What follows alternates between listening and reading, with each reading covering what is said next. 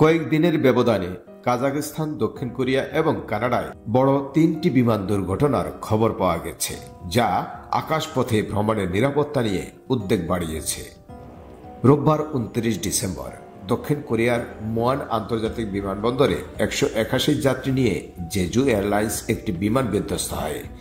এই মর্মান্তিক ঘটনায় মাত্র 2 আরোহী জীবিত আছে, বাকি সব আরোহী মৃত্যু হয়েছে।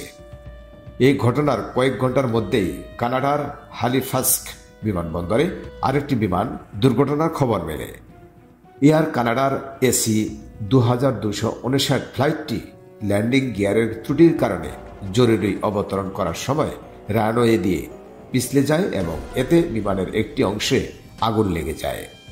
এই ঘটনায় কোনো হতাহতের খবর না থাকলেও দুর্ঘটনার পর বিমানবন্দরে কার্যক্রম সাময়িকভাবে বন্ধ করা হয়েছে। দুর্ঘটনার সময় ফ্লাইটটি সেন্ট জনস আন্তর্জাতিক বিমানবন্দর থেকে ছেড়ে এসেছিল।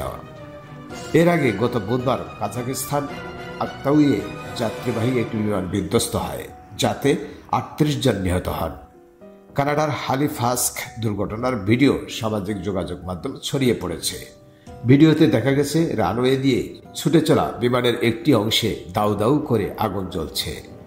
এই 3টি দুর্ঘটনা আকাশপথে যাত্রীদের নিরাপত্তা নিয়ে নতুন করে প্রশ্ন তুলেছে।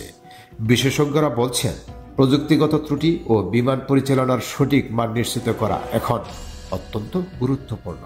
অসংখ্য ধন্যবাদ সম্মানিত দর্শক আমাদের সাথে থাকার জন্য।